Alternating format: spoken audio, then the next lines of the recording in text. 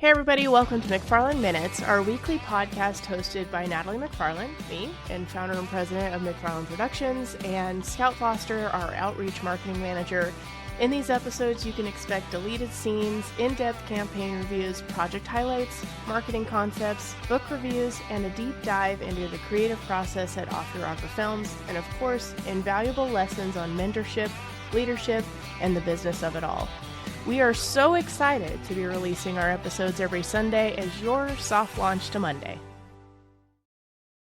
Hey guys, welcome back to McFarland Minutes, your soft launch to Monday. We're excited to be bringing you part 2 of 3 for our top 10 questions that we get asked as a marketing creative agency. Last week we covered 3 questions. This week we're going to cover 3 more, and then next week will be our final episode. Scout, this is going to be one that is definitely for you because you are the queen here. Is email marketing dead? No. Done. Period. That's the end of that's actually the end of that question, right? I think, Yeah. I mean, I don't know This what is the triggering a little. stats are specifically, but the ROI on emails, because you're hitting somebody who already is engaged with you and has already purchased with you and has already opted into you, your purchase rate, your ROI is extremely high with marketing, with email marketing, so long as you are providing quality content. So what does that look like, Scout? Yeah, so I think providing quality content goes into 2 things. Number 1, know your audience, know why they're there, know what problem you solve for them, and solve those problems very obviously in your content and emails. Number 2 is going to be segmentation. Sometimes you have different audiences, so you might have a primary and secondary. That would be a good segmentation. Sometimes you have active and inactive people in your subscriber list. That would be a great segmentation. Other segmentations that aren't large segmentation, or maybe they are, but for our clients that I see, it's just a bit lower of a send list. Location sometimes, like really dive into those demographics. Maybe you need to send like an all girl email, all boy email. Maybe your audience is 18 years old and up on a certain, I don't know, 25, 32, I don't know, Yeah, whatever if you're age you alcohol, might you're going to need be to 21 target. plus, right? If you've got Right, right. So I think segmentation is something you should think about. And I think people think email marketing is dead because we're not segmenting our emails with a fine tooth comb. we're Like sending to people it who should be don't care. Make right. sure So then you're they're sending to deleting the the segment who email, do. which that goes back to who's your audience and then segmenting to that audience.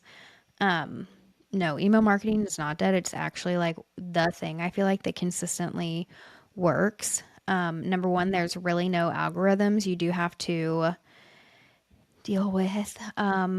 Like Google and Yahoo, they're, I don't know.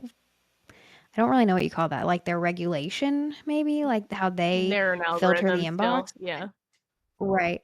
But it is not anything like a social media algorithm. It doesn't change weekly or monthly. Mm-hmm. So I think, wait, where was I going with this? I think that you are Do you remember? fighting noise, but I don't think that you're fighting noise I in the remember. same way. Yes. Also, you own this, Yes. right? So like social media apps could literally be gone. They could be Or gone you right now could and we get don't know because hacked, we're not on right? them. Like, how many people do you know who have had Yeah. their social hacked, right? So, like, So many so many people. people. One of our I'm good glad you friends, said that. I Katie had really Schrock, thought about one of our good friends, Katie Schrock, lost her TikTok for a while there, and she did end up getting She got it back, back. but She got it back. like having that like control over your own space where you're able to present yourself Mhm. in your way, like you have limited control over creative look and feel on social platforms. On email, on your Mhm. website, on anything like that, it is entirely your identity. So I think that you can bring people into the fold a lot easier so long as you're segmenting, right? Don't Yeah. just send all is not it. Please don't do that. Um, I think my biggest things for why email isn't dead is because it is your audience and nobody else's. Sure.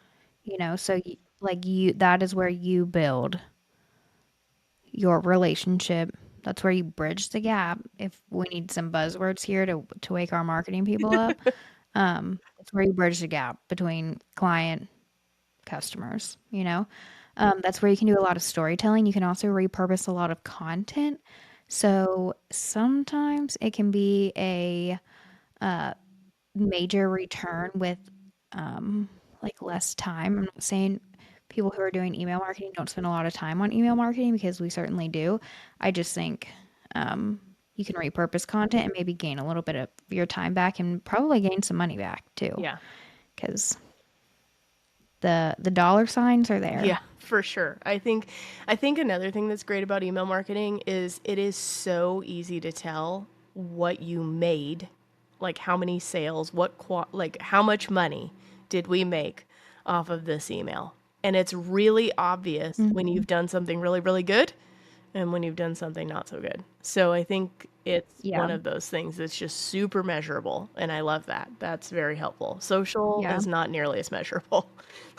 No, there's definitely some like discrepancy with measuring on emails, like were they reminded by the email in their inbox in the morning and they didn't use the email to go buy or sign up or whatever the email Yeah. CTA Did is. they just go to their Yes, browser and type in your website right, rather than, yeah, right. totally. And I'm guilty of some of But that too. also, oh, I do that all the time. But I have tried to retrain myself to like go back to that email because I'm like email marketers unite. You know what I'm saying? Like I I'm want helping I want out. people to do I'm that, so helping I'm out gonna. my silent buddy here. Yes, I am. I don't know you, but I am you. Yeah. You know what I'm saying? Yeah. I get you. I'm helping you. Um, but yeah, email marketing not dead.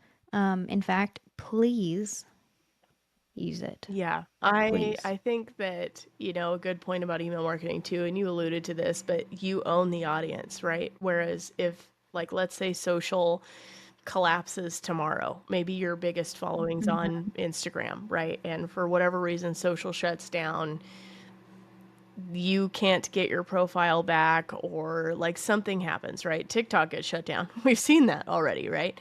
Yeah, Email mark but you have your email You friends. still have your email list. So, it's a safety situation really too, for, like, I don't mean to sound like I need to have a, tinfoil hat on or not, but I really think that you need to own your audience too. Like, social's great, but social's great only so long as it is Yeah. functional. And so if something I also happens, you think, don't own it. yeah. I also think people maybe think email marketing is dead because they either have subscribed to so many things that they are constantly getting blown up, or they haven't subscribed and they don't know what they're missing out on because a lot of people, like a lot of companies, do exclusive content in their email, which fist bumped really to all the people who are doing exclusive content because that's my favorite thing about email marketing. You can't get it unless you're So much so that our subscribed. Yeah. that even our clients know, and I think sometimes I annoy them with that.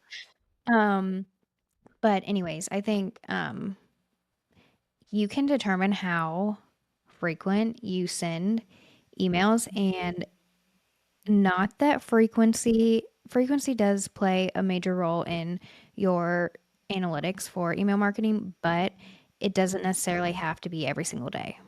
You can just be consistent with what you choose. Yeah. Frequency wise, I would And much rather prefer you be yeah, consistent in quality. send something valuable. So if you don't have something valuable, like like the old thumper and whatever, and they're like, if you don't have anything nice to say, don't say anything at all. Apply that to email marketing. If you don't have Yep, anything literally. valuable to say, don't say anything at all, right? Don't clutter a person's inbox just for that. Okay, I'm gonna move on. Yes. Um, Paid ads. Should I be doing them? And I'm gonna add this where, because paid ads are a very different thing, right? Are you running a social? Are you boosting a social post? Are you running an ad campaign on social? Are you running a Google campaign? Are you running YouTube, Pandora, game, like mobile game ads, that sort of thing? There's a whole gambit of these. Number one, I don't think you should be doing them all. But number two, I think you have to have a big enough budget to outbid other people, or don't spend the money, spend it on your affiliate program. That's me. Yeah, I think this really depends on what your goal is. So, what are you trying to do with those paid ads? I don't think paid ads are bad. I would recommend them, but I wouldn't recommend them as the first or second, maybe not even the third tactic. Paid ads would be something that I think should complement your organic social, complement your email marketing, complement your affiliate and influencer program. If you have $1,000 to spend, I want you to spend $1,000 in your collaborations, Yeah. your affiliates, your endorsees, your influencers. I don't want you to spend $1,000 in ads. Now, if we're talking about a $70,000 marketing budget for an event, then yeah, I do want you to allot some money to paid ads, but I also want you to allot, I would honestly say probably the same amount of money as paid ads. It should be like equal Organic parts paid efforts. ads. Yeah.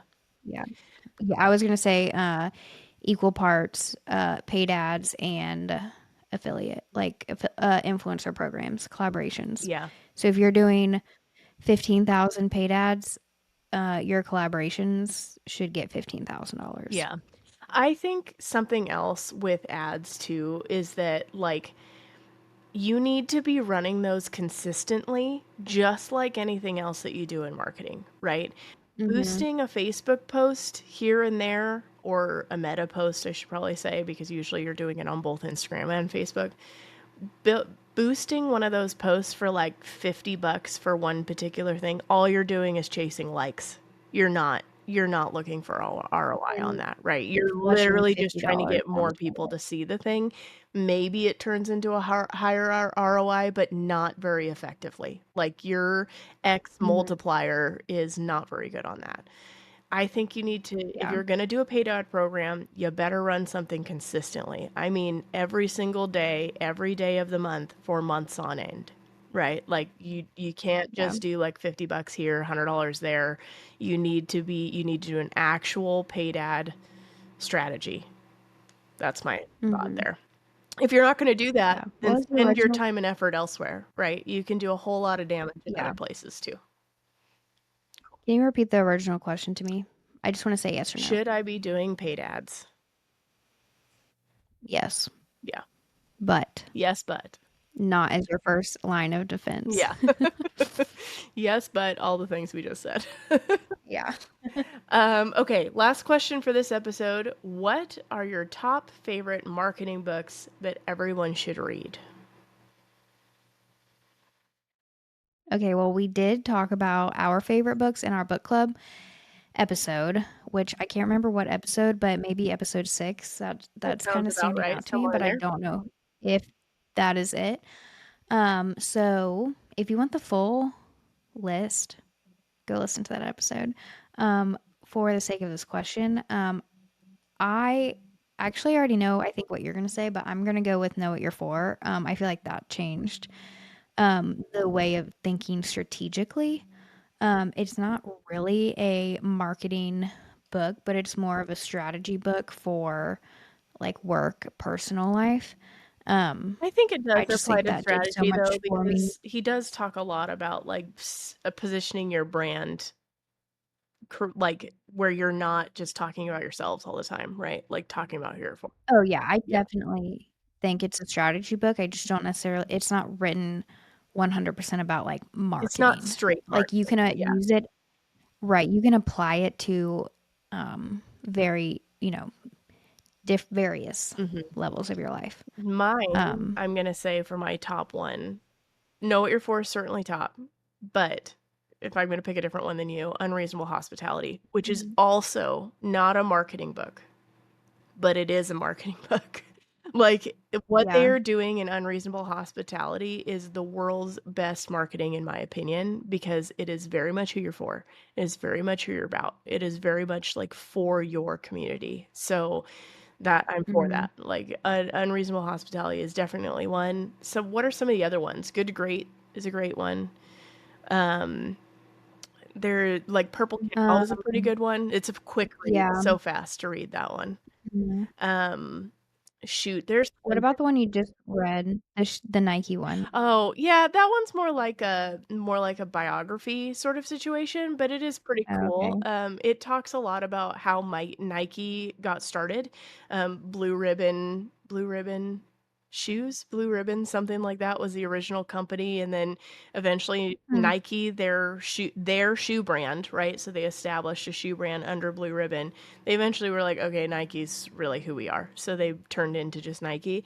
He does talk a lot about like some of his grassroots starting marketing though, and like how did they get there. He talks a lot about the athletes that they worked with, which is, par for the course, right up the Endorsee game, right? So like Mhm. those were big wins for him. There's certainly some marketing components in that for sure. I think that you can utilize. But Mhm. I Yeah. think that there's a ton of them out there, there's hundreds of books out there, and really, I think most biographies about any business builder are going to give you some marketing things.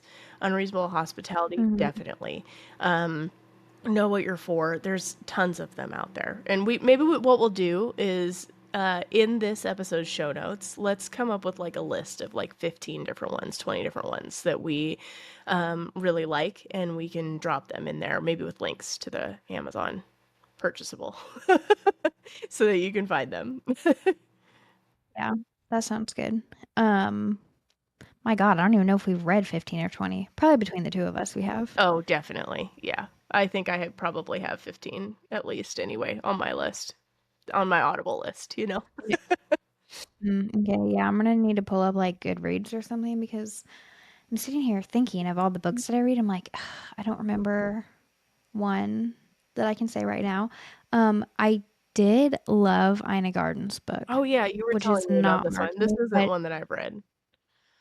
yeah, but I read that at the beginning of this year, and I feel like it's a little like Know What You're For, where it just changed the way that I think about things. Um, it was more so about her building well, she actually bought Barefoot Contessa, and then built it to fit her and what it is today. So it was really a lot about that. It was more business minded maybe than straight marketing. And I don't know if she's a very strategic person. Like she kind of, I don't know, like I don't know, like what is this? What's the saying about the drum beat, about Dances to the like beat of her own walks to the drum. beat of drum Yeah, or something like or that. something like that. Yeah. That's like very much so her. So I don't know if she's like super strategic in why she did things or what she did, but um, I don't know. That was a good book too, and I've recommended it to people for like business and work purposes, and they're like, "We love this." My best friend in Florida actually owns her own business, and they did a book club with it, and I didn't get to go because Florida, Texas, but it was beautiful. It was amazing, and everybody loved it. And so I feel like I'm a good book recommendation person. Yeah, for sure. For sure. Well, we need to do more episodes on that.